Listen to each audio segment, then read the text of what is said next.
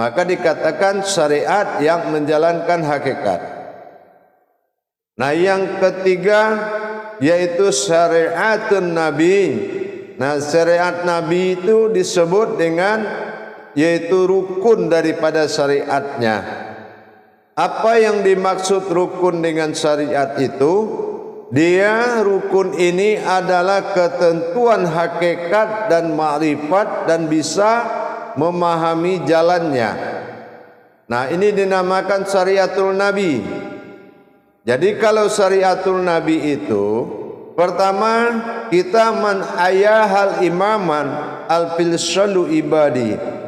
Jadi kalau orang yang dikatakan syariatnya sudah mengikuti Nabi, yaitu adalah suatu syariat yang digerakkan dan merasa digerakkan, bukan merasa menggerakkan. Merasa digerakkan. Nah, ini tentunya ada pada fungsi iqamati sholat. Ada pada fungsi iqamati sholat. Kalau iqamati sholat itu mendirikan. Nah, sifat mendirikan ini jauh berbeda dengan ifa'alu sholat. Nah, ini juga pernah kita kaji bahwasan kalau kita sudah memahami siapa yang mengatakan hayya 'alas sholat, hayya 'alal falah, kalau dia sudah tahu rukun didirikan dengan hayya 'alas sholat, maka rakaat dikerjakan dengan hayya 'alal falah atau ifa'alus sholat. Jadi ini jangan sekali-kali disamakan. Nah, terjadinya syariatun Nabi, Rasulullah sallallahu alaihi wasallam pernah mengatakan, "Sallu ra'aitimuni usolli." Salatlah kamu seperti melihat aku salat. Bagaimana cara kita melihat Rasulullah salat? Tentu dengan melihat rohaninya. Kalau kita sudah bisa melihat rohaninya, maka kita tinggal mengikuti sesuai apa yang kita pelajari. Bagaimana ifa'alus sholat ini ikut kepada iqamati sholat. Jadi yang mengerjakan sholat itu mengikuti yang diperintahkan untuk menjalankan, yaitu rohaninya Rasulullah sallallahu alaihi wasallam. Maka dikatakan salat itu marhalah muqarabah, artinya perbuatan rohani. Jadi kalau kita sudah tahu salat itu perbuatan rohani, maka Allah memiliki dua sifat. Pertama, Allah memiliki sifat yang menggerakkan dengan fi'il sallu. Ya, fi'il itu menggerakkan. Yang kedua, Allah punya sifat pada dohirnya dinamakan af'al. Af'al itu yang bergerak, bukan yang menggerakkan, tapi af'al itu yang digerakkan. Nah, inilah jasad. Perwaliannya nurani, makomnya Adam atau jasad. Tapi kalau iqamati sholat, fi'il solu. Nah, ini adalah yang menggerakkan. Makomnya rohani, kodratnya Muhammad. Inilah yang dikatakan digabung dua-duanya di tingkatan pemahaman hakikat sholat. Itu sudah kita sebut dengan an dan am. An kodrat daripada rohani, am adalah mewujud dari an dinamakan am, atau disebut dengan Adam dan Muhammad atau zahir dan batin. Nah, kalau sudah salatlah kamu seperti melihat aku salat, sallu ra'aitimuni usolli, maka kita hanya mengingat kepada rohani untuk selalu diikuti oleh jasmani. Nah, selama ini mungkin kita belum merasa mengikuti, tapi merasa menggerakkan sendiri, merasa bergerak sendiri, merasa menggerakkan. Tapi dalam kenyataan ibadah dikatakan dia beribadah setelah dia tahu mana yang menggerakkan dan mana yang digerakkan. Inilah antara iqamatis shalah dan ifa'alus shalah. Nah, bagaimana dengan penertiban rukun syaratul nabiin tadi? Kita harus memiliki yang kedua adalah pandangan. Pandangan ini di saat takbir itu mata atau pandangan dibuka. Karena itu hak daripada zahirnya Allah bermakom pada sifat Adam, maka itu harus amaliyah. Dia kodratnya amaliyah dibuka. Nah, di saat setelah selesai gerakan ifa'alu sholah, maka mihrad ditutup lagi, karena ada suatu kodrat mihrad, arti pandangan sudah berpindah. Nah, pandangan ini mihrad, dia akan melihat apa yang akan dibaca oleh kodrat zahir atau atau Adam. Jadi dia sudah bisa melihat apa yang dibaca, dan itu harus mata tertutup. Nah, ini yang dikatakan dengan sifat iqamat mihrad dalam bentuk iqamatis shalah. Jadi dikatakan salatul syariatun nabi, yaitu seseorang yang merasa mengikuti perintah bergerak. Seseorang merasa mengikuti perintah bergerak, berarti benar dia sudah mendapatkan keimaman solatnya Nur Muhammad sebagai pedoman dalam tajalli Allah dalam menjalankan kodrat hakikat. Tapi kalau dia masih merasa bergerak sendiri, tidak merasa digerakkan, ini belum iqamatis shalah. Namanya masih ifa'alus shalah, masih bergerak tetapi bukan digerakkan. Nilai ibadahnya hilang, yang tinggal adalah nilai amaliyahnya.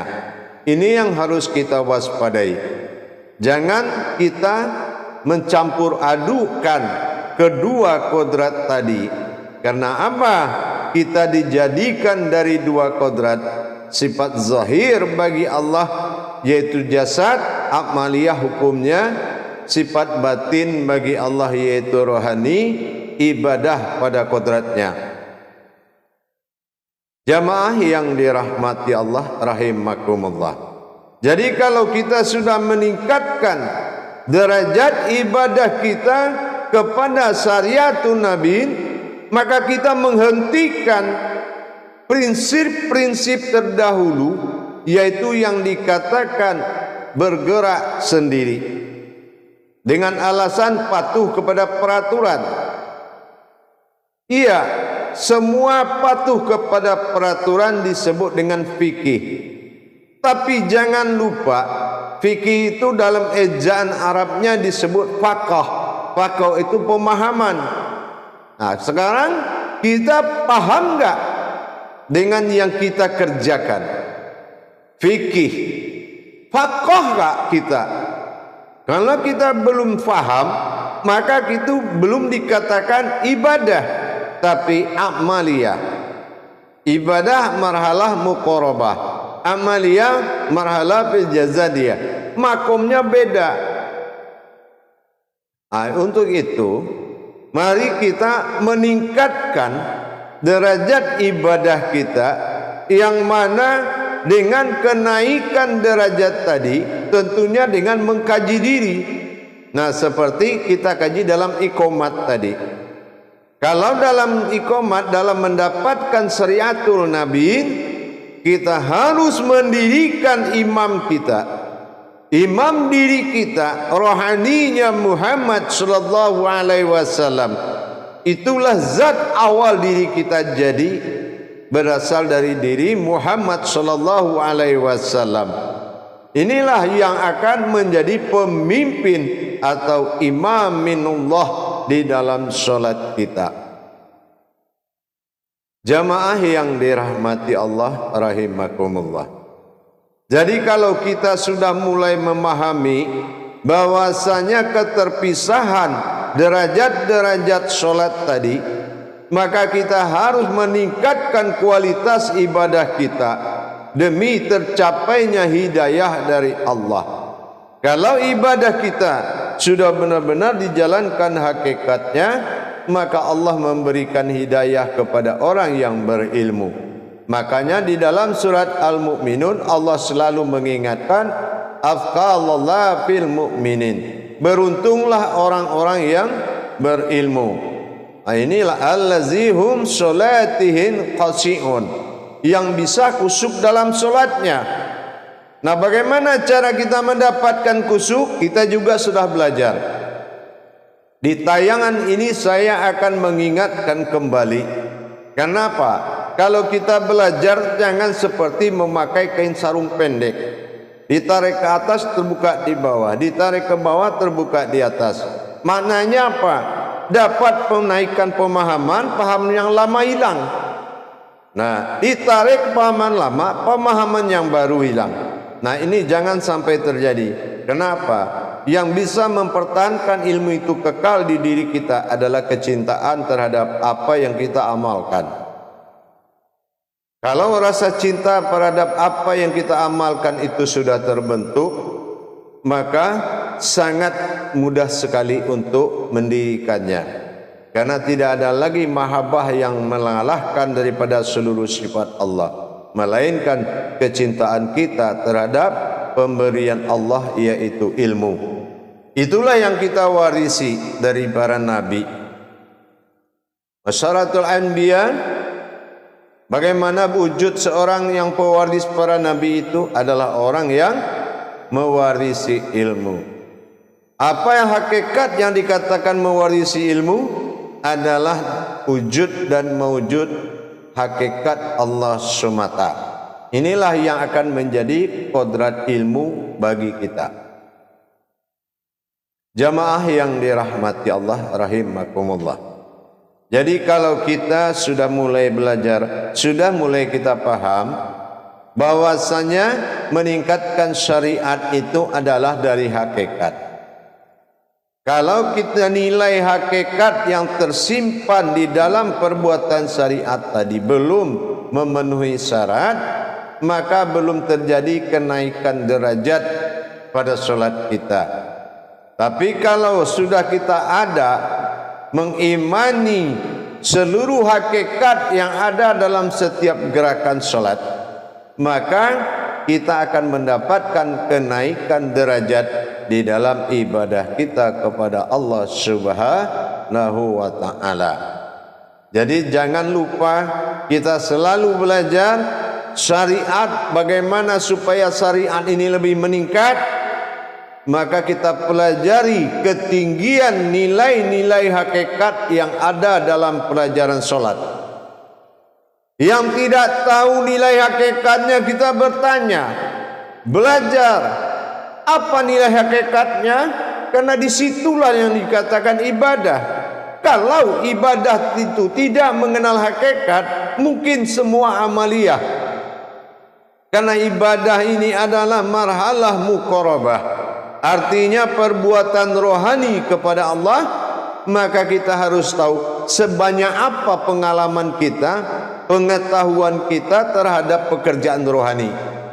Selalu kita periksa diri kita, bagaimana kita bisa menjalankan ibadah kalau pengetahuan hakikatnya sangat sedikit.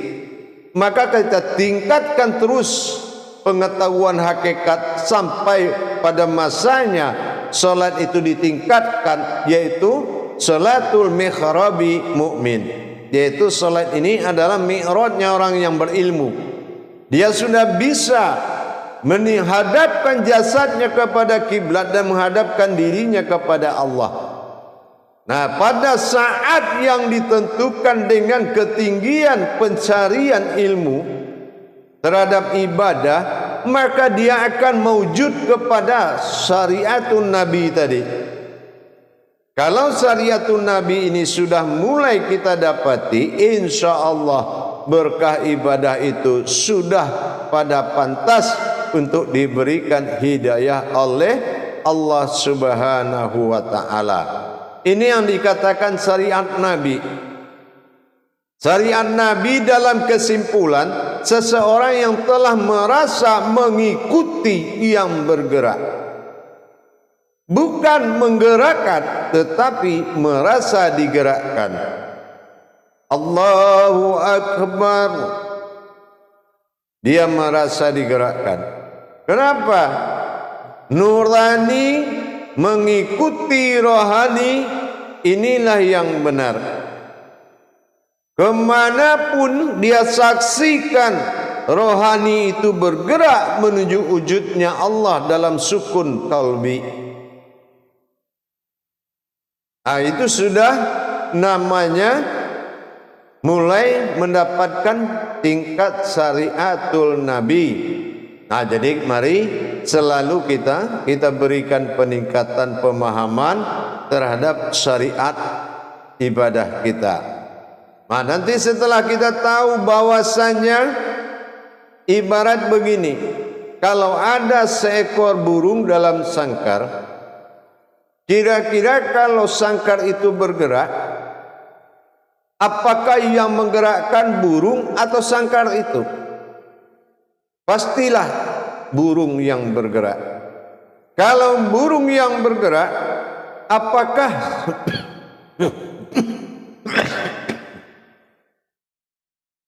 sangkar ini dikatakan hidup? Tidak, yang hidup itu burung di dalam sangkar tadi. Gitu. Jadi bagaimana kita bisa meningkatkan nilai yang hidup di dalam solat kita? Bagaimana caranya kita bisa menghayat, menjadikan solat kita hidup di mata Allah? Tentunya dengan meningkatkan pemahaman daripada solat tersebut, dengan meningkatkan derajat ilmu hakikatnya.